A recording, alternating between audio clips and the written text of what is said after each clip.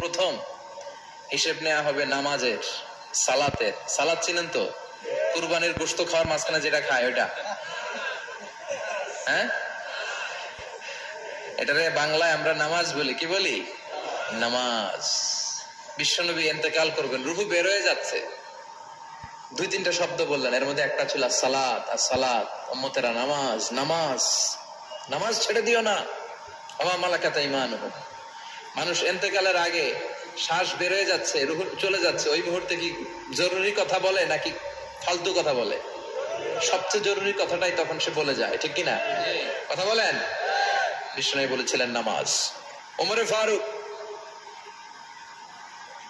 ওনার কাছে আবু লুলু আল মাজুসি, এক অগ্নি উপাসক, এসে বিচার দিল, ইয়া ওমর আল ফারুক, আমার মনিবের নাম হচ্ছে মুগীরা ইবনে শুবা, সে প্রতিদিন 4 দিরহাম করে আমার কাছে চার্জ করে। এত টাকা চার্জ করে কেন? মানে জিজ্ঞেস করলেন তুমি কি কাম পারো? আমি খঞ্জর বানাইতে পারি। খঞ্জর চিনেন? ছোট্ট ছুরি, আরবরা পকেটে রাখে। ওমানের সুলতান কাবুসের ছবি দেখবেন, এখানে একটা খঞ্জর আছে। আমি খঞ্জর বানাইতে পারি। খঞ্জর বানাতে পারো? মদিনায় তো কেউ বানাতে পারে না, তুমি খঞ্জর বানাইতে পারো? তুমি তো অনেক টাকার মানুষ মিয়া, তোমার মনিব তো অল্প টাকায় চার্জ করছে, এটা দিতেই হবে।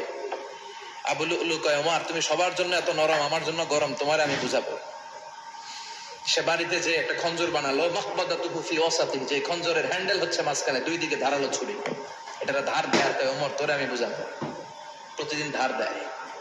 সাইয়েদনা ওমরে ফারুক মসজিদে নববীর ইমাম, ওয়া কানু ইউসাল্লুনা বিগালাস, তখন ওনারা অন্ধকারে নামাজ পড়তেন আউয়াল ওয়াক্তে। আমরা তো দেরি করে পড়ি, সুন্নাহ অনুযায়ী আগে আগে পড়া ভালো। আপনি মসজিদুল হারামে গেলে দেখবেন যে কত আগে ফজর পড়ে। ফজরের 1-1.5 ঘন্টা পরে সূর্য ওঠে, ঠিক কিনা? তো সে একবার ছদ্মবেশে ফজরের সময় প্রথম কাতারে যে হাজির, আসলে কিন্তু মাজুসি, সূর্যের পূজা করে। খঞ্জরটা নিয়ে এসে দাঁড়ালেন। ওমরে ফারুক ফজরের সময় ঢুকলেন, বললেন আকিমিস সালাহ, একামত দাও। একামত দেয়া হলো। ওমরে ফারুক আল্লাহু আকবার বলে অন্ধকারে ফজরের সালাত শুরু করলেন। প্রথম রাকাত যখন পড়ে ফেললেন, রুকুতে যাবে, ইন দা মিন টাইম সে খঞ্জর বের করে ওমরে ফারুককে 3টা স্টেবিং করেছে। একটা নাভিতে মারার সাথে সাথে নাভিটা কেটে গেল, আর একটা এই পাশে পাজরে, আর একটা পেটের মাঝখানে, পেটও কেটে গেল। ওমরে ফারুক বললেন কাতালানি আল কালব, এক কুকুর আমারে মেরে ফেলেছে। ওমরে ফারুককে পিছনে নিয়ে যাওয়া হলো। আব্দুর রহমান ইবনে আউফকে টেনে ইমামতির জায়গায় নেওয়া হলো। আর সে কাতারের মাঝখান দিয়ে খঞ্জর ঘুরাতে ঘুরাতে আগাতে লাগলো। ওর খঞ্জরের আঘাতে 7 থেকে 8 জন সাহাবী স্পট ডেথ, জায়গায় শেষ। ওমর ফারুক বেহুশ। ওমরে ফারুক, ওনার মুখে দুধ দেয়, দুধ ওই নাভি দিয়ে বের হয়ে যায়। নাভিজ দেয়, নাভিজ পেট দিয়ে বের হয়ে যায়। রাষ্ট্রীয় চিকিৎসকরা বুঝতে পারলো উনি আর বাঁচবে না, বেহুশ। সবাই দাঁড়িয়ে আছে। কি হয় আমাদের আমিরুল মুমিনিনের, 10টি বছর তিনি অর্ধ পৃথিবীর শাসন করেছেন, উনার ভয়ে বাঘে মহিষে এক ঘাটে পানি খেত। হুশ ফেরার পরে ওমরে ফারুক বলেন, আমারে মারছে কে? আমার কি অবস্থা, বাঁচবো কিনা? আমার ছেলে আব্দুল্লাহ কোথায়? আব্দুর রহমান কোথায়? আমার বিবিরা কোথায়? কত সম্পদ আমার আছে, কোথায় গেলে ভালো চিকিৎসা পাওয়া যাবে? কিচ্ছু সে বলে না। হুশ ফিরার পরে ওমরে ফারুকের প্রথম প্রশ্নটা ছিল আসল্লান্নাস, আসল্লান্নাস, আমার দায়িত্বে, আমার নেতৃত্বে যে ফজরের একটা নামাজ শুরু হয়েছিল, এটা কি ঠিক মতো শেষ হয়েছিল? আসল্লান্নাস, মানুষরা নামাজটা পড়ছিল, 1 রাকাতের দায়িত্ব পালন করতে পেরেছে, এরপর হুশ নাই। বাকি 1 রাকাতের কি হয়েছে? মুসল্লিদের কি হয়েছে? সালাতটা ওয়াক্ত মতো হয়েছে কিনা? আসল্লান্নাস, এটা ছিল ওমরে ফারুকের প্রশ্ন। সুবহানাল্লাহ কইবেন না? তাহলে এই সালাতের গুরুত্ব আছে না নাই? সর্বপ্রথম এই সালাতের ব্যাপারে in the day of judgement আমাদেরকে প্রশ্ন করবে কে? সালাত কায়েম করো, সালাত কায়েম করো, হবে সম্মানী তুমি, হবে জান্নাতি তুমি, হবে সম্মানী তুমি, হবে জান্নাতি তুমি। দিবে কাল হাসরে শীতল ছায়া আরশে আজিম, রব্বিয়াল আলা, রব্বিয়াল আযীম, রব্বিয়াল আলা, রব্বিয়াল আযীম। সুবহানাল্লাহ পড়ে। এজন্য নামাজ, নামাজ, এই নামাজ যাতে মিস হয়ে না যায়। সব মিস হতে পারে, নামাজ মিস হতে পারে না। আল্লাহ তুমি বুঝার তৌফিক দান করো। নাই, গুনাহ করি না, এরকম কেউ আছি? কথা বলেন। কত পাপ করছি কোনো হিসাব আছে? পৃথিবীর কেউ না জানলেও জানে কে? পৃথিবী না জানুক আমি তো জানি, আমি কি পাপ করেছি হায়। আমার পাপের করলে বিচার, বাঁচার আমার নাই উপায়। দয়াময় প্রভু মাফ করো আমায়, মাফ করো আমায়। পড়েন আমিন। আমাদের পাপগুলো ক্ষমা করে কে? চিল্লায় বলেন কে? আল্লাহ তাকে বলে, গোলাম আমি হলাম গাফিরুয যামব কাবিলুত তাওব। আমার কাজ হলো ক্ষমা করা, আমার কাজ হলো তওবা কবুল করা। শয়তানের কাজ হলো ওয়াসওয়াসা দেওয়া, আমাদেরকে ভুল পথে নিয়ে যাওয়া। আর আমাদের কাজ হলো ভুল করে ফেলা, আল্লাহর কাজ হলো ভুলগুলো মাফ করে দেয়া। আল্লাহ তাকে বলে, গোলাম তোরা যদি ভুল না করতি, তোরা যদি পাপ না করতি, তোরা যদি অন্যায় না করতি, তোদেরকে ধ্বংস করে দিয়ে এমন একটা জাতি আমি এই দুনিয়ার বুকে তৈরি করতাম যারা সকালবেলা ভুল করে দুপুরে মাফ চাইতো, দুপুরে ভুল করে রাত্রে মাফ চাইতো, আজকে ভুল করে আগামীকাল মাফ চাইতো। আর আমি আল্লাহ গুনাহগুলো তাদের সব ক্ষমা করে দিতাম। ক্ষমা করে দিতে আল্লাহর বড্ড ভালো লাগে। বান্দা আল্লাহর কাছে বারবার চাক, চোখের পানি ছাড়ুক, এটা আল্লাহ পছন্দ করে। চোখের পানির যে কত পাওয়ার আপনি কল্পনাই করতে পারবেন না। অনুশোচনার চোখের পানি চোখ বেয়ে নাকের ডগা পেয়ে জমিনে পড়ার আগেই আল্লাহ এই বান্দারে মাফ করে দেয়। বিশ্বনবী ডেকে বলে, ও আমার উম্মতেরা শোনো, আল্লাহর কাছে দুনিয়ার মানুষদের দুই ফোঁটা পানি সবচেয়ে প্রিয়। এক হলো জিহাদের ময়দানে রক্তের ফোঁটা, দুই হলো অনুতপ্ত বান্দার চোখের পানির ফোঁটা। কত ভুল আপনি করেছেন, কত অন্যায় আপনি করেছেন, কত পাপ আপনার হয়েছে, কত মিথ্যা আপনি বলেছেন, কয় ওয়াক্ত নামাজ ছেড়েছেন, কয় লাখ টাকা ঘুষ খেয়েছেন, কত যৌতুক আপনি খেয়েছেন, কত মিথ্যা আপনি বলেছেন। আপনার পাপ যত বড় হোক, যত বিশাল হোক, যত বেশি হোক, আল্লাহর দয়ার পরিসীমা তার চাইতেও বড়। আপনার পাপ, আপনার অন্যায়, আপনার জুলুমগুলো যদি হয় খালের পানির সমান, বিলের পানির সমান, আল্লাহর দয়া সাগরের পানির সমান।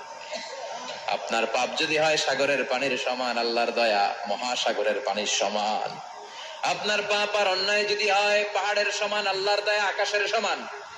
আপনার পাপ যদি হয় আকাশের সমান, আল্লাহর দয়া আরশের সমান। এজন্য আল্লাহ বললেন, ইয়া আইয়ুহাল্লাযীনা আমানু তুবু ইলাল্লাহি তাওবাতান নাসুহা। ও আমার গোলাম, তুই তোর নিজেরে যত বেশি ভালোবাসিস তার চেয়েও আমি তোরে বেশি ভালোবাসি। তোর বাবা মা তোরে যত বেশি ভালোবাসে তার চেয়েও আমাদেরকে বেশি ভালোবাসে কে? আল্লাহ বললেন, ভালোবাসারে তৈরি করার পরে আমি 100 টুকরা করলাম। চিল্লায় বলেন কয় টুকরা? 99 টুকরা ভালোবাসা আমি আল্লাহ নিজের মধ্যে রেখে দিলাম। 1 টুকরা ভালোবাসা গোটা বিশ্বের সবার মধ্যে আমি ভাগ করে দিলাম। 1 টুকরা ভালোবাসা পেয়ে আমাদের অবস্থা দেখছেন? আল্লাহ যদি 1 টুকরা না দিয়ে আমাদের 30 টুকরা দিত, কথা কন, 1 টুকরা না দিয়ে 80 টুকরা দিলে কি হইতো? এজন্য আল্লাহ ডেকে বললেন, গোলাম আমি যে তোদের কত ভালোবাসি তোর ধারণা নাই। চোখের পানি ছাড়, গুনার কথা স্মরণ কর, তওবা কর। তওবার মতো তওবা করলে সব গুনাহ মাফ করে দিতে পারে কে? বিশ্বনবী বলে, আমার কোনো গুনাহ নাই, তারপরেও প্রতিদিন 70 বারের বেশি আমি তওবা করি। আল্লাহে ইন্নী আস্তাগফিরুল্লাহ ওয়া আতুবু ইলাইহি আকসার মিন 70 মাররা। Could you imagine that? কল্পনা করছেন কোনদিন যে নবীর গুনাহ নাই, ওই নবী তওবা পড়ে প্রতিদিন 70 বার, আকসার 70 বারেরও বেশি। আমার পড়া দরকার কয়বার? আপনার পড়া দরকার কয়বার? বিশ্বনবী 70 বারের বেশি বলে আমাদের পড়া দরকার কয়বার? আর আমরা প্রতিদিন পড়ি কয়বার? কথা কন। আমাদের ভুল হবে, ভুল হতে সমস্যা নাই, ভুল হওয়াই মানুষের স্বভাব, কিন্তু ভুল হওয়ার পরে ভুলের উপর অটল থাকা যাবে না। শয়তান আর মানুষের মধ্যে এই মৌলিক পার্থক্য। শয়তান ভুল করে ভুলের উপরে আছে, ঠিক কিনা? ক্ষমা চায় নাই, কিন্তু আমরা সকালে ভুল করলে দুপুরে মাপ চাই কার কাছে? 19 সালে ভুল করলে 20 সালে মাপ চাই কার কাছে? মৃত্যুর আগ পর্যন্ত আমরা ক্ষমা চাইলে ক্ষমা করে দিবে কে? সব সময় 24/7 তওবার দরজা খোলা। দুইটা সময় ছাড়া, ভালো করে মনে রাখবেন, মুখস্থ ঠোঁটস্থ যেন থাকে। দুইটা সময় তওবা কবুল হয় না, চিৎকার করে বলেন কয় সময়? এক হলো বাদাল গারগারা, গারগারানি যখন আসে, মালাকুল মাউত যখন চলে আসে, মালাকুল মাউতরে যখন দেখে ফেলবেন তখন তওবা কবুল হবে নাকি? কথা কন। ফেরাউনের নাম শুনছেন? ওরা যখন আল্লাহ লোহিত সাগরে ডুবাইয়া পানি খাওয়াইতে লাগলো, পানি খাইতে খাইতে পেটটা হয়েছে এত বড়, আর পানি খাইতে পারেন। এরপর হাত তুলে কয় আনা মিনাল মুসলিমিন, কোরআনের আয়াত, আনা মিনাল, হাত তুলে কয় আমি মুসলমান। ফেরাউন নাই বলে মুসলমান, আমরা যাবো কই? কথা কহ। ফেরাউন হাত তুলে কয় আনা মিনাল মুসলিমিন, আল্লাহ কয় টাইম ইজ আপ, দেরি করছস, অনেক সময় দিলাম, অনেক সুস্থ রেখেছি, ক্ষমতা দিয়েছি, দাপট দিয়েছি, তখন যদি ঘাটটা নত করে, মাথাটা নত করে একবার ক্ষমা চাইতি, ফেরাউন তোরেও ক্ষমা করে দিতাম।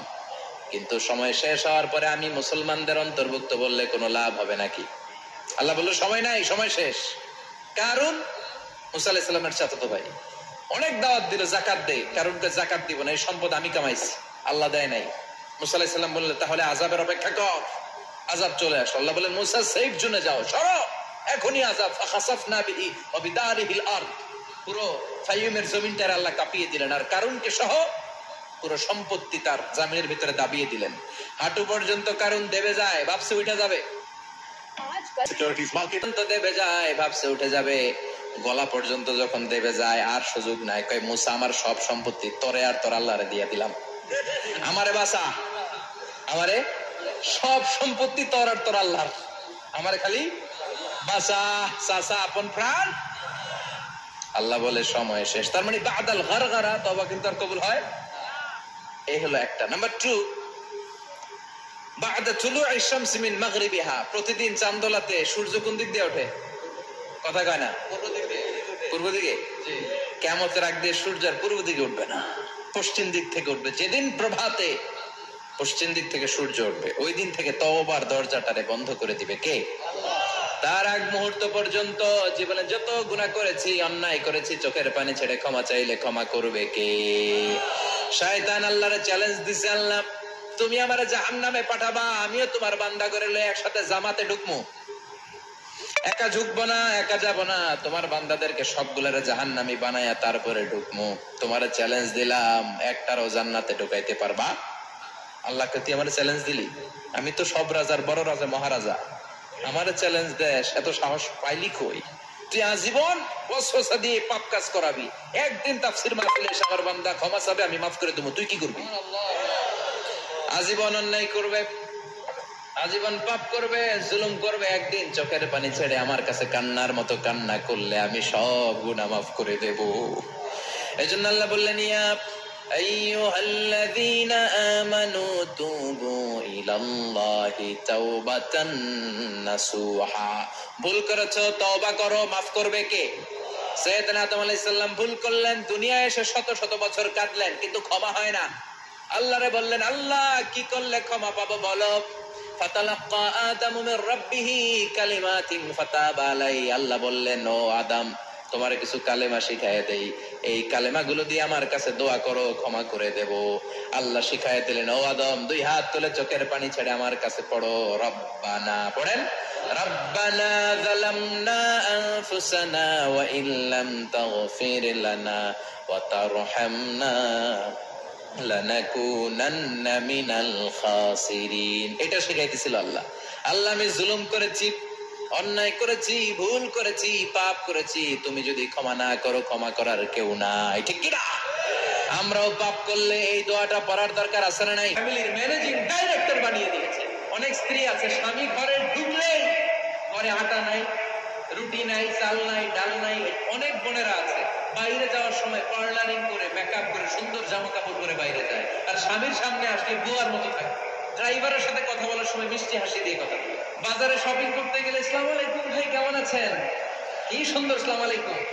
স্বামীর সামনে আসলে আর এই মিষ্টি কথাটা নাই। কেউ ফোন দিয়েছে, হ্যালো কে? স্বামীকে চায়, উনি বাসায় নাই।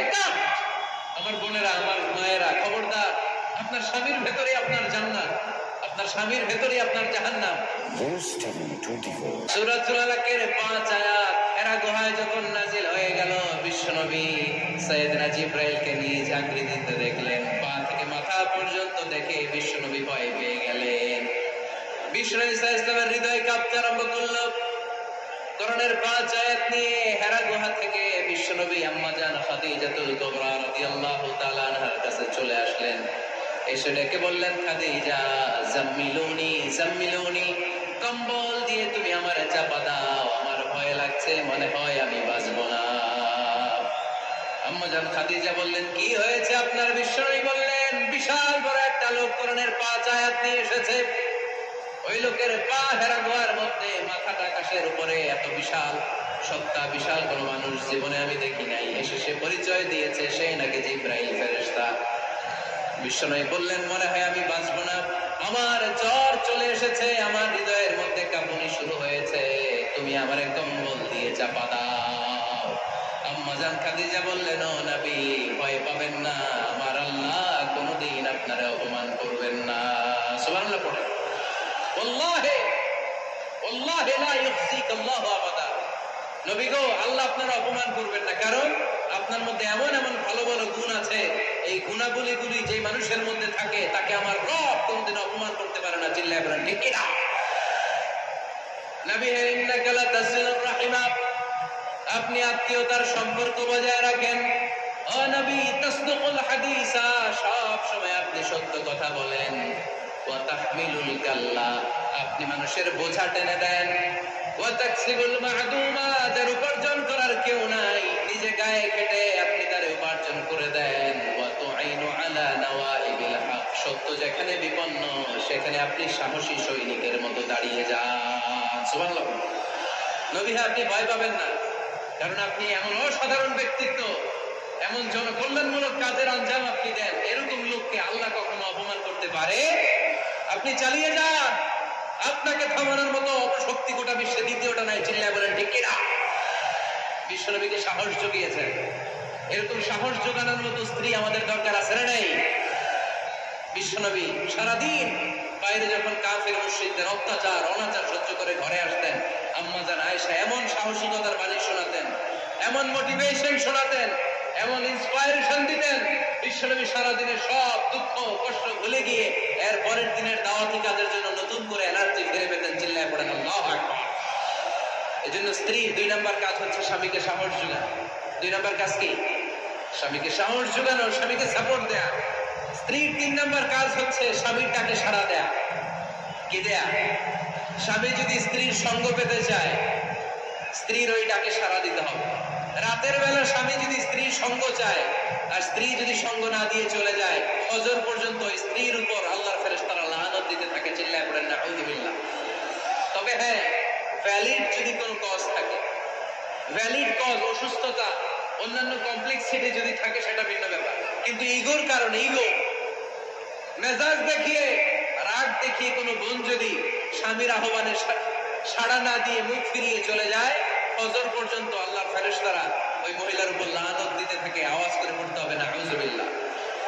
আবার বিশ্বনবী বলেছেন, খবরদার, রমজান ছাড়া কোন নফল রোজা কোন স্ত্রী যদি রাখতে চায়, নফল রোজা রাখার আগে স্বামীর কাছ থেকে যেন সে অনুমতি নিয়ে নেয়। নফল রোজা, আওয়াজ করে বলেন কি রোজা? ফরজ রোজা না। দিনের বেলা যেহেতু রোজা রাখতে হয়, কোন নারী, কোন যুবতী নারী, বয়স্ক নারীদের কথা ভিন্ন, কোন যুবতী নারী যদি নফল রোজা রাখতে চায়, সে তার স্বামীর পারমিশন নেবে। কারণ হয়তো স্বামী দিনের বেলা স্ত্রীর সঙ্গ চেতে পারে, ঠিক কিনা? এই জন্য স্বামীর কাছ থেকে পারমিশনের দরকার আছে না নেই? দাম্পত্য জীবনকে সুখময় করতে হলে একজন স্ত্রীর 4 নম্বর দায়িত্ব হচ্ছে নিজের সতীত্বের হেফাজত করা। 5 নম্বর দায়িত্ব হচ্ছে স্বামীর সম্পদের হেফাজত করা। সাইয়েদনা আবু সুফিয়ান রাদিয়াল্লাহু তাআলা আনহু ছিলেন খুব কৃপণ মানুষ, বিষ্ণু ঈসা ইসলামের শ্বশুর। সহিহ বুখারীতে এসেছে, ওনার স্ত্রী এসে আল্লাহ রাসূল সাল্লাল্লাহু আলাইহি ওয়াসাল্লামের কাছে বলেন, ইয়া রাসূলুল্লাহ, ইন্না আবু সুফিয়ান রাজুলুন শাহীদ। আল্লাহ রাসূল, আবু সুফিয়ান খুব কৃপণ মানুষ, আমার আর আমার সন্তানদের খরচের জন্য যে টাকা পয়সা লাগে আমার স্বামী দেয় না। এখন আমার স্বামী অনুমতি ছাড়া সিন্ধুক থেকে টাকা নেয় আমার জন্য জায়েজ কিনা? আল্লাহর হাবিব বললেন, হ্যাঁ, স্বামী যদি কৃপণ হয় তাহলে ফ্যামিলির খরচের জন্য যতটুকু দরকার ততটুকু নিতে পারবো, ওইটারে ক্ষমা করে দিবে কে? আমাদের অনেকের মধ্যে অনেক কৃপণ লোক আছে না নাই? এই কৃপণ লোক যদি থাকে, আপনার অনুমতি ছাড়াও ভাবি আপনার পকেট থেকে টাকা নিতে পারবে। কৃপণ যারা, তাদের পারমিশন ছাড়া পকেট থেকে, আলমারি থেকে টাকা নিয়ে যতটুকু দরকার ফ্যামিলির ততটুকু খরচ করা যাবে, অতিরিক্ত খরচ করা যাবে না। 6 নাম্বার দায়িত্ব হচ্ছে ছেলে মেয়েদেরকে দেখাশোনা করা, ছেলে মেয়েদেরকে বুকের দুধ খাওয়ানো। অনেক মা আছে ছেলে মেয়েদেরকে বুকের দুধ খাওয়াতে চায় না, আছে না নাই? হ্যাঁ, ডানু খাওয়ায়, ডানু। আর কি খাওয়ায়?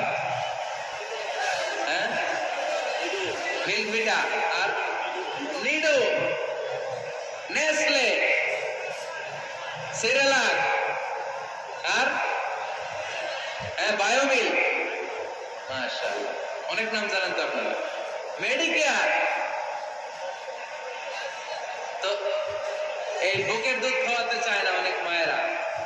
আপনার বুকের দুধের মধ্যে বাচ্চাদের জন্য আল্লাহ রাব্বুল আলামিন ন্যাচারাল ভ্যাকসিন দিয়ে দিয়েছেন। চিল্লায় পড়েন সুবহানাল্লাহ। ন্যাচারাল, প্রাকৃতিক টিকা, বাচ্চার জীবনের প্রথম টিকাটা, সন্তানের জীবনের নবজাতক শিশুর প্রথম টিকাটা আল্লাহ তাআলা মায়ের বুকের শাল দুধের ভেতরে দিয়ে দিয়েছেন। সুবহানাল্লাহ। টিকাগুলো তো বাজার থেকে কিনতে হয়, প্রথম টিকাটা আল্লাহ ফ্রি দিয়ে দিয়েছে। সুবহানাল্লাহ পড়বেন না? এজন্য রাব্বুল আলামিন বলেন, ওয়াল ওয়ালিদাতু ইউরদি'না আওলাদাহুন্না হাওলাইনি কামিলাইনি লিমান আরাদা আন ইউতিম্মা আর-রাদা'a। দুনিয়ার প্রতিটা মায়ের উচিত টানা 2 বছর তাদের সন্তান সন্ততিদেরকে দুধ খাওয়ানো। কয় বছর? আওয়াজ করে বলতে হবে, কয় বছর? মায়ের বুকের দুধ যে ছেলেগুলো খায় না, এদের ব্রেনের গ্রোথ হয় না। এগুলো হয় বলদা নাম্বার 1। কি হয়? বলদা নাম্বার 1। ফার্মের মুরগির মতো এগুলা। ফার্মের মুরগি দেখছেন? হ্যাঁ, ফার্মের মুরগি দেখবেন যে দোকানে যখন কিনতে যাবেন, এটা নিয়ে যেখানে ওজন করে ওইখানে বসা রাখলে ওইখানেই বসে থাকে, আধা ঘন্টায় উঠবে না, এটা বসেই থাকে। আর গ্রামের মুরগি দেখছেন, দেশি মুরগি, ধরতে পারবেন এটারে, খবর আছে, ঘাম ছুটায় ছাড়বে। তো মায়ের বুকের দুধ যেগুলা খায় এগুলো দেশি মুরগির মতো, আর ওই নিডু খায় যেগুলো, এগুলো 1 নাম্বার বলদা হয়, আর ফার্মের মুরগির মতো হয়। ঠিক কিনা? উদাহরণটা দিলাম এই জন্য, আপনার সন্তানের ভবিষ্যতের কথা বোঝানোর জন্য উদাহরণটা দিয়েছি। বুকের দুধ খাওয়াবেন, এর মধ্যে আল্লাহ তাআলা এমন নিউট্রিশন, পুষ্টি গুণ দিয়ে মায়ের বুকের দুধকে আল্লাহ তাআলা সমৃদ্ধ করেছে।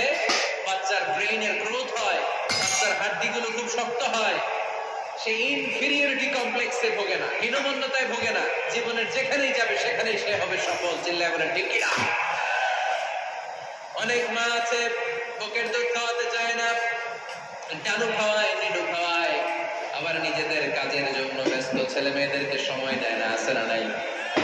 নারীরা চাকরি করতে পারবে, হিজাব করে নিজেকে পর্দার মধ্যে রেখে শিক্ষকতা করতে পারবে, ডাক্তারি করতে পারবে, সব পেশায় তারা যেতে পারবে, নিজেদেরকে পর্দার মধ্যে রেখে হিজাব করে সব জায়গায় যেতে পারবে। কিন্তু সন্তানদেরকেও দেখাশোনার দরকার। আছে না নাই? অনেক মায়েরা নিজেরা থাকে চাকরিতে আর ছেলে মেয়েদেরকে দিয়ে রাখে কাজের মেয়ের কাছে। আছে না নাই? মনে রাখবেন, আপনি যদি অফিসে চাকরিতে ব্যস্ত থাকেন আর ছেলে মেয়ে যদি কাজের মেয়ের কাছে মানুষ হয়, তাহলে ছেলে মেয়ে আপনার আচরণ পাবে না, সে কাজের মেয়ের বুয়ার আচরণ পেয়ে পেয়ে বড় হবে। চিল্লায় বলেন ঠিক কিনা? এক একটা নারীকে আল্লাহ তাআলা এক একটা ফ্যামিলির ম্যানেজিং ডাইরেক্টর বানিয়ে দিয়েছে। A woman is an MD of a family. একজন নারী একটা ফ্যামিলির ম্যানেজিং ডাইরেক্টর। এখানে অনেক কাজ আছে মিয়া।